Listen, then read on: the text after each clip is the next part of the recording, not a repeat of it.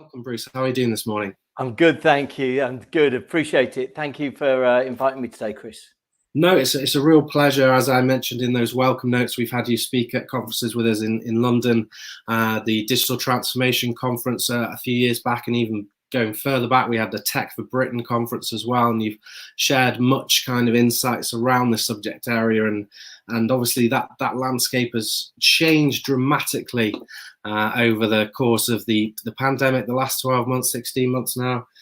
So really looking forward to kind of ascertaining from you your kind of thinking around the future of work. I mean, we say future of work, we're speculating here, and it's we're not thinking of robots and things like that. It's more looking at the kind of the culture piece that goes with it. So looking forward to kicking off the chat. And with that, Bruce, I did give some introduction notes, but I don't know if there's anything else you want to add there to that, and just a brief introduction to the audience today.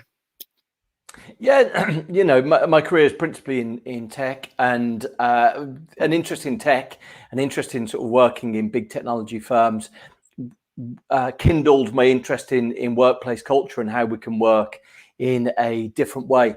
Specifically because I think when I joined technology firms, I thought that somehow they were going to have answers to some of the questions that any of us who had jobs were presented with. And what I learned very quickly is that while technology firms try and make out they've got the answers to those things, they really don't. The perfect illustration of that is this week when the letter that was written by Apple employees to Tim Cook. Apple had come out, they've got this glorious new this infinity loop office that they've constructed in Cupertino, and Tim Cook sent a note at the end of last week saying we're expecting everyone back from September on Monday, Tuesday, Thursday, so you can have Wednesday and Friday working as much as you want. And as I put in my newsletter this week, there was a huge groundswell. I think 2,800 people were on a Slack channel, and they went back and they said that's not good enough. And I think it's just an illustration that, sometimes we can celebrate tech firms and as thinking that somehow they've got the answers to some of these things. And really the evidence is that they're making it up as they go along as much as the rest of us. That's a really interesting point, because like you say, over the last 5, maybe even 10 years, we all look to kind of the Googles, the Apples, whatever that might be for, our culture and how they work, just because they're very successful and they print a lot of money. But I think they've really been found out in many ways throughout the last few years on things like toxic work culture, issues around diversity and culture and things like that. So really interesting to be dipping in and around that today as well. Now, you joined us, as mentioned, several times in years gone by, and you've provided some great talks on creating work culture that promotes innovation, free thinking, and a lot of this material, and discussions were centric around office-based cultures. And I know even at the time, you wanted to veer away from that kind of office base, but a lot of discussion around that. Now, because of that, because of the pandemic, that's been replaced by remote working. And I think from conversations that I've had, the idea of remote working splits those that work in offices. And I know you're a big fan of breaking the mold of office working, and, through your book as well, creating, joy in your work. What do you see happening for organizations as we move out of the pandemic with regards to office-based work? Are we going to see a split? What's kind of your take on that right now? Yeah, I think, the Apple situation is an illustration of what's happening in a lot of companies around the country. There's quite a bit of evidence. So when we look at surveys of people who have been asked, the vast majority of people, 88% of people, say they want to get back to see colleagues in some capacity. Only 12% of people say that they never want to go into the office. But 3/4 of people want to continue working from home in some capacity. And I think probably some bosses, really this is an illustration of good management and bad management. Some bosses typically in the past haven't really known whether someone's doing a good job or not. And they've used simple heuristics. Do I like this person? Do they look busy? And they've used simple things like that to make a judgment of whether someone's doing a good job or not. And that is to call it, it's specifically what it is. That's bad management. And I think what we're seeing right now is that actually the bad management is running out of time. If the only way that you've got to judge if someone's doing a good job is because they look like they're doing a good job to you, you're running out of time on that. Because largely, as we're seeing with the Apple story, but with other organizations as well, organizations that are relying on the old methods are going to find difficulties. I've worked with about 50 companies in the last 12 months, just helping them create their hybrid policies, or, talking to their team, or talking to their leadership group, facilitating leadership discussions.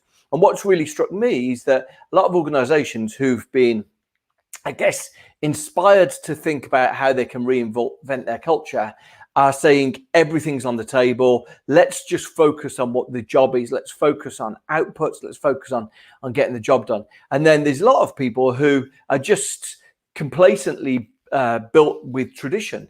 And they're saying to themselves, well, this is the way that we used to do it, and that's the way we want to go back to that. And, it's really intriguing when we've seen organizations like Goldman Sachs or a lot of the investment banks, broadly, the more formal clothing, to be simplistic, the more formal clothing you used to wear in the office, the more likely that your organization is probably pushing to get you back in the office sort of 4 or 5 days a week.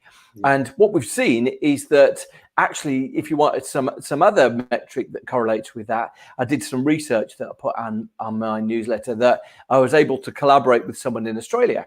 Now, Australia is a few months ahead of the UK in terms of returning to offices. And what they've witnessed back there is the more male dominated your culture, the more likely your organization is to insist that you return to the office 4 or 5 days a week. So we're seeing very clearly that this is a diversity and inclusion issue. And, from the Apple point of view, it's also a top talent issue. So what we're finding right now is that we're in a zone where I think probably some managers thought that they could get away with allowing people, if they allow people to have 1 day a week working from home, then, we're going to get by with this. And I think what we're recognizing right now is that probably won't cut it. What's been really intriguing for me is I did some work with a big retail business. And this retail business sort of told me, look, and they're thinking about their office workers, but they said to me, look, we've always been fixated with our culture hasn't developed, hasn't improved. And they said, right now, what we're doing is we're allowing teams to autonomously decide what they want to do. And so, this might be that some teams are saying, right, we want to go for this. We're going to do 4 days a week remote. Other teams are saying, look, we want to be together 3 days a week. Now, largely you've got to understand that will be a reflection of the leaders of those teams. But they've said all answers are correct. But what we're going to do is we're going to measure which teams seem to be more innovative, which teams seem to be delivering best results. And, if people want to switch teams because other teams seem to be a hotbed of more innovation and better performance, then we're going to allow that redistribution of our business to happen. That's fascinating for me. Now, this is an organization over 100 years old that's, fixated with their culture is something they wanted to change. You then look at, there's a lot of firms. Google have told their workers that they want them back in 3 days a week. Apple told their workers they wanted in 3 days a week. Some of these companies that we tell ourselves are really innovative have actually sort of been far more complacent about it. I think a really big point in the road, and I know technology firms are not the reality for a majority of us, but what they do is they act because they're the biggest and the most high-profile businesses in the world. They act as a bellwether. But Mark Zuckerberg came out yesterday and said that he would be working half of all of his time from home. That's huge because, firstly, it's an illustration that the office isn't going to be a bastion of office politics. Yeah. You don't just come into the office to try and be spotted by the boss. You don't just come into the office to try and look like eager Steve. In fact, you're effectively, you're only coming into the office. Why? Let's really be specific. You're only coming into the office for experiences. Yeah. And that is a fundamental realignment of what we're doing, because then you say to yourself, look, I've got this hour commute. in, I've got this hour commute home. I'm only going into the office when I want to accomplish something special. Not dissimilar to the way that we've probably rethought a lot of retail in the last 10 years. What can we do that where place is a real value add to it? And I think it's a fundamental change. The question then becomes, I had a lot of organizations say to me, we're thinking we're just going to go back to the way things were. In fact, there was a think tank report that was released on Tuesday that got quite a lot of coverage, paid for by city councils around the UK. But this think tank report said, we'll be back to 5 days a week in the office within 2 years. Don't believe a word of it. If you want to short any sort of advice, that advice is the biggest, because we've seen really clearly that people are now going to be in a situation where they're making a value judgment. Me getting to the office is going to cost me £15 with travel, with buying food and coffee, maybe £20. Some people who live, way outside of London, £30-40. Yeah. And for the first time, you're going to be asking yourself, I lost 2 hours to that travel. Was there any point doing it? So I think, we're entering into a time where effectively the world's changed, and it's how quickly you're willing to update your own management practices to catch up with that. Yeah, there's some really good points there. And I had a conversation a few weeks ago, and just going back to the point of the comment you made where the think tank was saying that we'll be going back to where we were in 2 years' time. Do you think that, employees will gradually drift back, seeking out promotions and things like that? There's a lot of discussion around having to be present in order to, work your way up. So for more career-driven individuals or organizations that, require the suit and tie, as you mentioned earlier, but that a lot of that industry, like consultancy, management consultancy, the big firms, are all about, climbing that career ladder and promotion and things like that. And don't you have to be present for promotion, i.e. impress the boss and things like that? Don't you have to be there in person, or will we gravitate away the need to do that as well? Yeah, I mean, look, it comes down to this. If you're an ambitious person, I guess you want to get on and you want to demonstrate you're highly capable. And so working as much as possible is, what is the personal focus for you? I think for the first time, you've got a decision, haven't you? Yeah. Do I travel to the office, try and be spotted and look in some sort of sniveling way, look like I'm sort of the smiling person wandering around in a certain shirt and tie doing loads of stuff? Or do I want to save 2 hours a day travel and to produce some knockout work from home?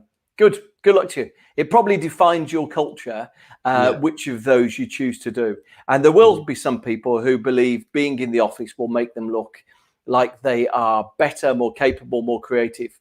Yeah. And I suspect there are some firms that will do that. But, for the first time, we're going to be presented right now with organizations where the decisions you make, if this was race cars lining up, if this was all of us sitting there thinking, how can we equip ourselves to win the race that we're about to race? The organizations that say we want our people coming in for 2 hours a day, traveling to come in, to sit in the office, and all of our meetings are going to be face to face, and we're going to build all of that into the system. So we're going to lose some of that extra energy that a lot of us have just at least felt directed towards our home lives. We're going to compromise all of that because we believe that the old way is the best. Good luck. Let's see how it works lined up. But I suspect there's a lot of organizations that will start making their culture and the fact that you can work remotely feel like a defining part of their characteristics. This isn't just the sort of cool, sexy firms. NatWest have said only 1 in 6 of their workers will be principally office-based. There's a lot of organizations. KPMG have said people will be doing a 4-day fortnight, meaning so you could do 4 days 1 week and none the next, or whatever you want to do. There's a lot of organizations starting to say, let's think about facilitating our workers to operate in a different way. So this isn't just, big, sexy tech firms. I think the critical thing is this. For the first time, it forces management to no longer be monitoring presentees and FaceTime, how much you're in front of people. It forces people to assess, how am I going to take the time to be a good manager and to appraise what are the outputs I want someone to do? Requires work. Management typically has got away without doing that. But it requires good managers to do that. And as a consequence, you'll be able to measure whether someone is doing a good job remotely or not. If you're one of those managers that never spent time doing that, you'd got promoted because you were good at the job before, the Peter principle. You were good at your old job, you got promoted, you didn't really know how to do this job well, so you worked on gut instincts, you were one of those sort of hunch managers, you're going to be found out. And the critical opportunity for all of us right now is how can we upskill ourselves so we stop being the second and we start with the first. Nice, that's a really good answer. And then a lot of conversations I've had and presentations we've had from various events over the last 12 months. The issue of burnout fatigue comes up a lot, mental health issues and things like that. They're being spoken about on an increasing amount, and whether that's induced by the pandemic or it's just because people are actually talking about it now, but it's evident, and that employees are struggling to find balance in their work life, and whether that's working from home and doing it that way as well.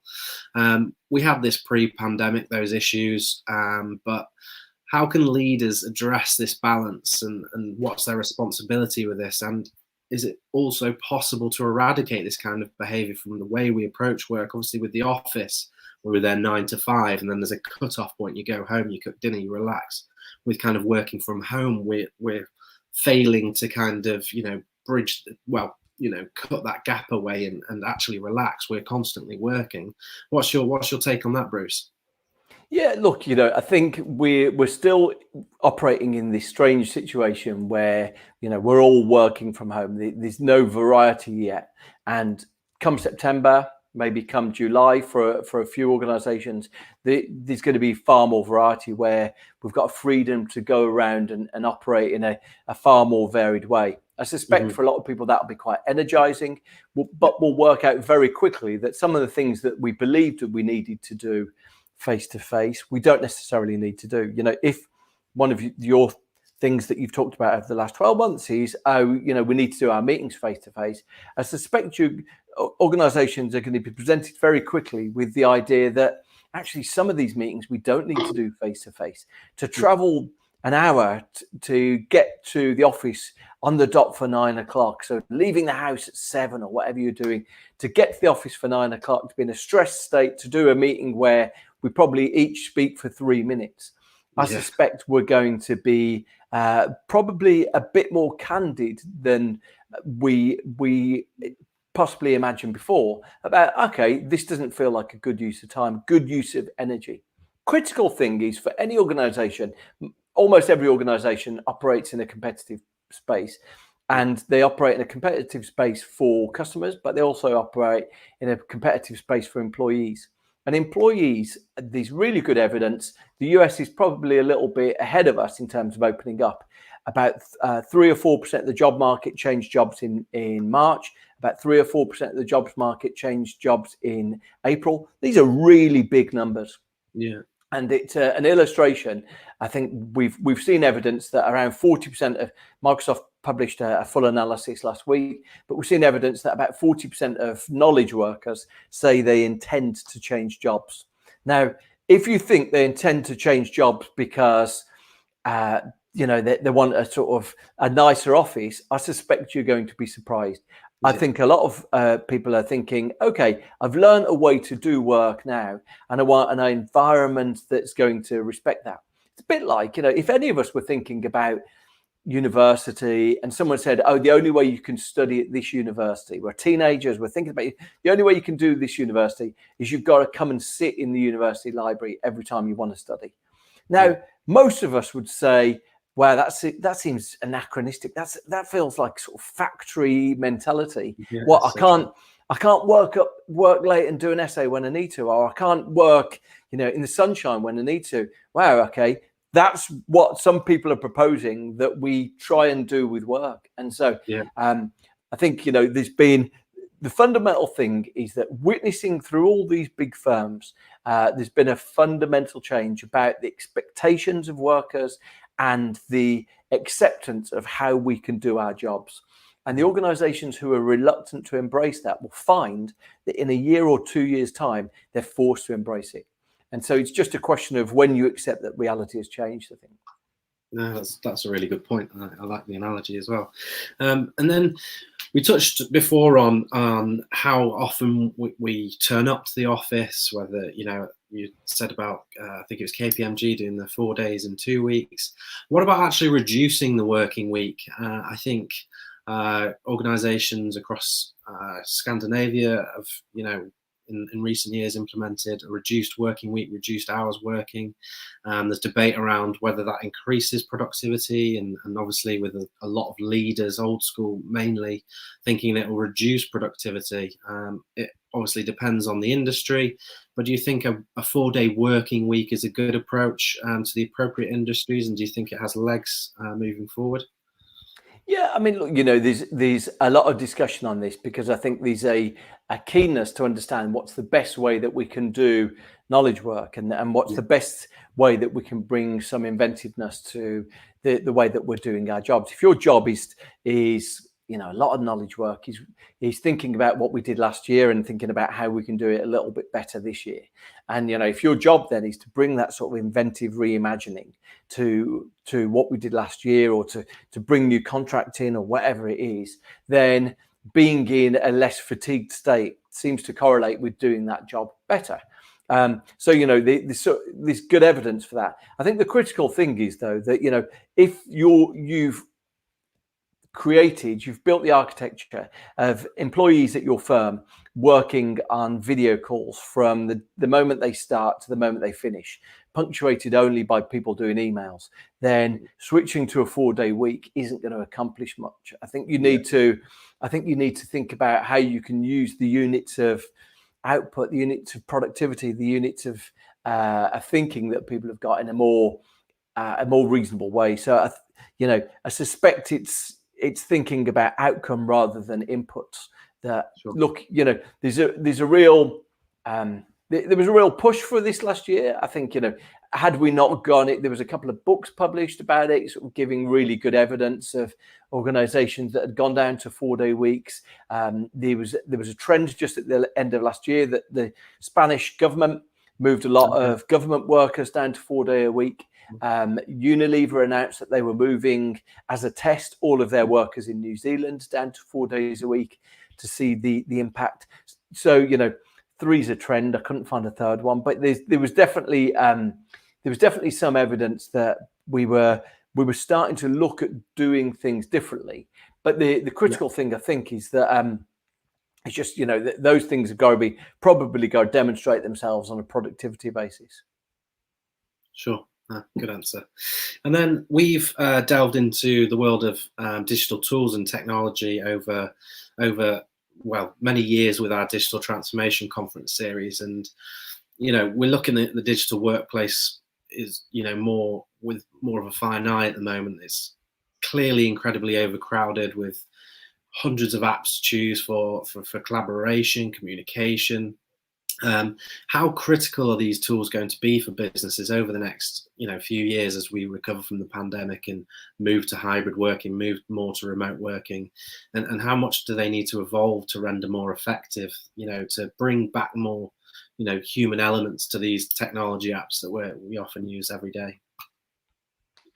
Yeah, I've been really interested to see how people are experimenting with different things like this. There doesn't seem to be whole new sector of new things. A lot of the stuff are based on core principles of how things have gone before. Cal Newport, who's like this sort of provocateur of the world of work, wrote a book this year called The World Without Email. And the way that he proposed that we could switch to a world without email is basically sort of Kanban boards, these project board softwares like Asana or like the sort of various project board software, and that we would work asynchronously with sort of project boards. So broadly, a lot of the innovation either comes like that. I have seen a lot more people creating virtual offices, and like the idea that you would go in and you'd wander around. And these things are baffling to me. Why you would want to do that? It's like we saw in the first era of the internet that some newspapers created a digital version of the internet of their newspaper, where you could page through almost like you were reading a newspaper. And I guess it might appeal to a very specific laggard audience, but most people don't want to read a newspaper in sort of that leafing through way. And so creating these virtual offices seems very strange to me. Yeah, definitely. I think we will see these tools evolve a little bit more. I've had quite a few conversations with people saying they've not evolved enough to bring back those, even things like water cooler moments, those sparks of innovation that companies, get from attending the office. I think there's going to be a focus on those kind of things as we move forward. And with that, you've obviously had great experience in creating these cultures of innovation and done some incredible research into such. Hybrid workings, the approach to hybrid working may make creating these cultures even more difficult for some leaders.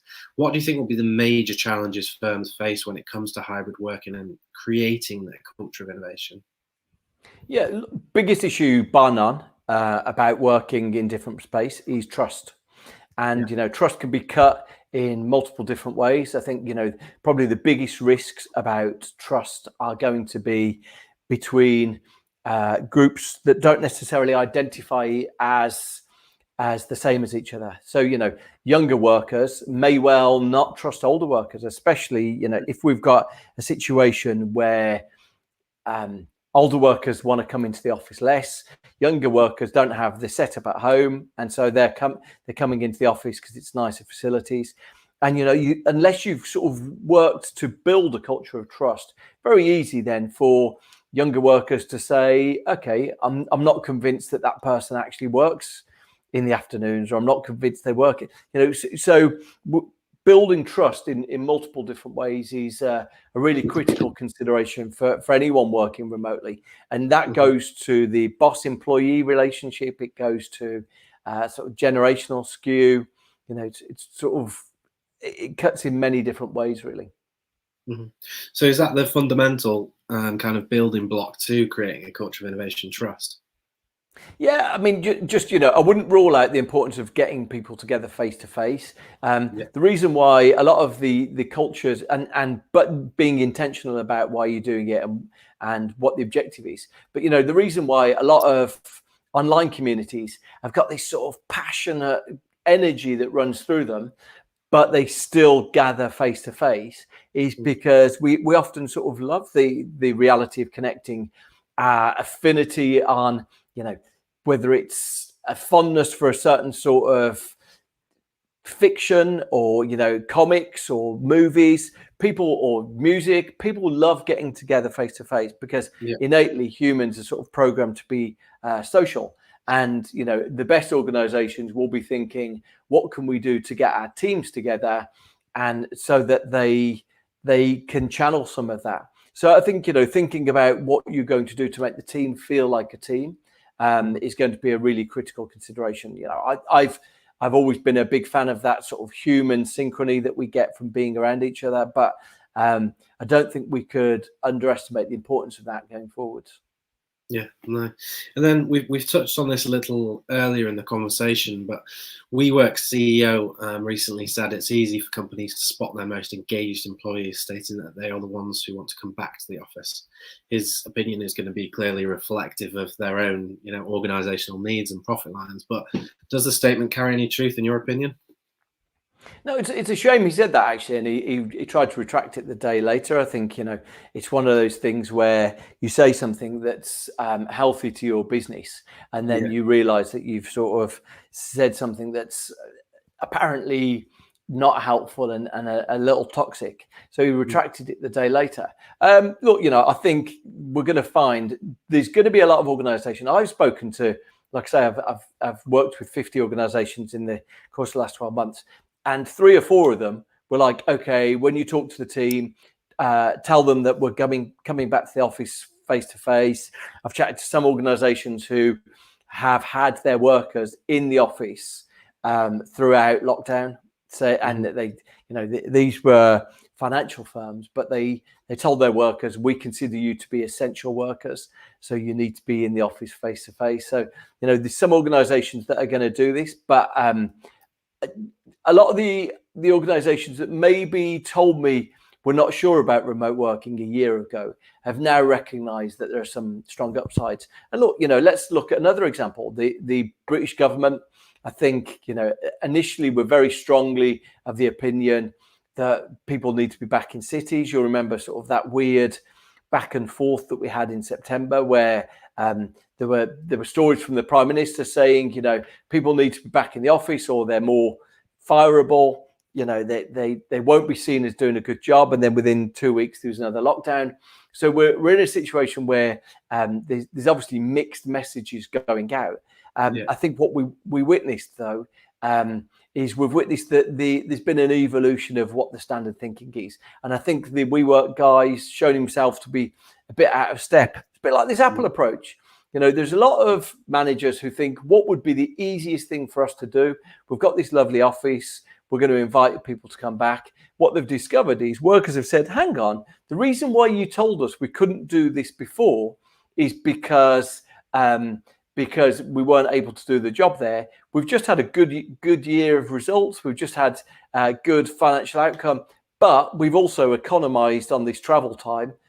Why are we coming back? Why are you forcing us to come back? It seems to be almost like, an issue that you've got with you rather than with us.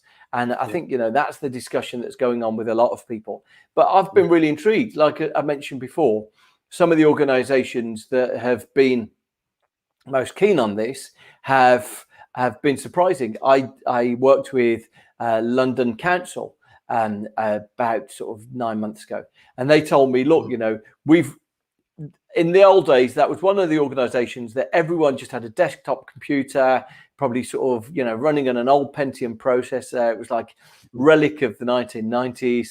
And they had to equip everyone with a laptop within a week. And they said to me, look, we've realized we could work in a far more flexible way than we ever gave people credit. We're selling one of our buildings. And if we can't get someone to buy it, then we'll convert it into housing for our local residents. Now, look, that's a local council. And I suspect, many of us would probably say, oh, our business is more advanced than sort of public municipal government. But, it's just an illustration that some of the innovation is happening from places that maybe we're not necessarily expecting. Yeah, no, that's a good answer. And a question came in on that. What happens with all the wasted office space? How can this be utilized moving forward? A question came in on that. Do you have any ideas on that, and what can be done with all the the real estate that's going to be left empty? Well, I mean, I've read sort of quite a few things on this, and a lot of the evidence suggests it's not easy to convert offices into residential. But that's not to say that the space that's freed up by offices can't be. So, there are if you've got offices that are existing above shops, they can generally be converted to residential. If you've got purpose-built office blocks, it's not easy to convert them, and most of the evidence suggests it's actually better to demolish and rebuild. But irrespective of sort of how easily we get there, I suspect most of us, if we're honest, would say in 10 years' time, we recognize that there's going to be a demand for less office space. And if you accept that there's going to be a demand for less office space, and we've got a nationwide housing shortage, then the question becomes, right, how quickly can we actually produce a societal response to this? A lot of the property that's owned is owned by pension funds, and I think there's big scope for either local government or national government to come in and say, let's do something to try and re-energize our cities by having more people living in them. Mm-hmm. And then we mentioned some digital tools earlier, mainly around collaboration, communications. But what other enterprise technology do you reckon is going to take a front seat over the next few years, in a sense of future of work, and not being too futuristic, but are things like AR going to have more of a play in the enterprise? What's your kind of take on that one? Generally, I think that simple answers normally work best, and so Yeah. I, I, I personally, as someone who's used a lot of VR and AR, I personally can't see most people in offices thinking, oh, I'm going to don a headset to do all my calls from home. I can't personally see it. Yeah. But I think the simple technology that we're already using may well get better. So at the moment, some of the challenges that we're going to be confronted with is hybrid meetings are not very satisfying. If you've got some people who are dialing in via a screen and some people who are in a room together, then the quality of audio and the quality of screens and the quality of integration is a really critical factor. And if you've ever done it in the past where you've had someone on a squawk box in the middle of the room and everyone else in the room, you'll know that it's a really bad experience for everyone. So a lot of organizations are going to have to think to themselves, okay, we're going to have to kit out 2 or 3 meeting rooms with really cutting edge stuff, or maybe all of our meetings room with cutting edge stuff to enable that. So the applications of simple technology, I think, is the most important thing, rather than a sort of this blue sky. What could we do? Nice. And then for you, what's going to be the most critical elements to getting back to work and blending office work with remote work as we look to recover from the pandemic? Is it going to be leadership that's essential, or is it employee uprising? What's going to be the biggest play, do you think? Yeah, for me, the biggest differentiator right now is going to be the quality of management. Managers who enable their workers to feel like they've got the autonomy to do their jobs, they feel empowered to do their jobs, they've got the freedom to get their job done in a way that doesn't result in burnout. Those organizations are going to be at a premium. When we look into the way that the last 16 months have played out, workplace engagement rose massively in March, April last year, which might be strange. We were all in this sort of existential fear of getting coronavirus, but workplace engagement went up. And why did it go up? Well, it went up because people felt that they were being asked by their employers to solve problems. People felt that their employer was saying, we haven't got the answers, can you help us with this? And I think, that gives us a really good model for how we can think about adapting and rebuilding work right now. What could we do to improve the autonomy that people are feeling in their jobs? Mm-hmm. That's good. I think you might need to open back up your bad manager helpline that you ran. Yeah. Was it last year or the year before? Yeah, I did. Yeah. Yeah. Bad boss helpline. Yeah, well, we've got a question that's quite relevant to that coming as well, and that's what's the best way to work out what employees want? Is it surveys? Is it?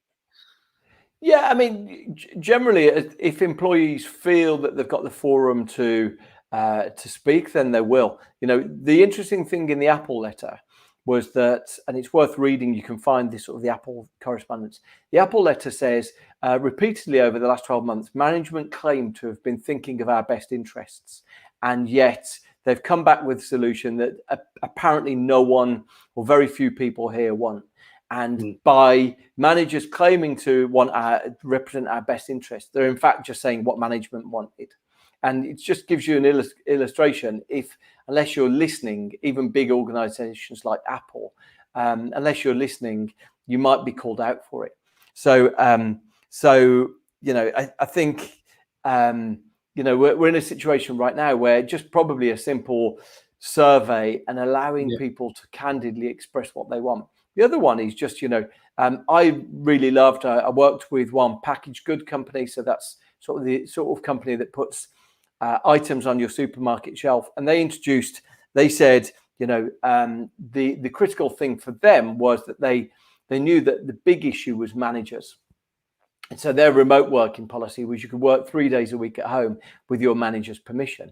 And so they just deleted with your manager's permission, because they knew that if they had with your manager's permission there, that effectively it was going to mean that the organization moved at the slowest speed possible. And if now the question became, how can a manager's going to have to adapt to this? They're not just going to be able to say no to it. I think that was a critical thing. Yeah, good answer. Another one in. any standout tech you can recommend for making hybrid meetings work, where some folk are in the room and some are on Teams, Slack, etc.? I don't know if you've got any insights on that one or not.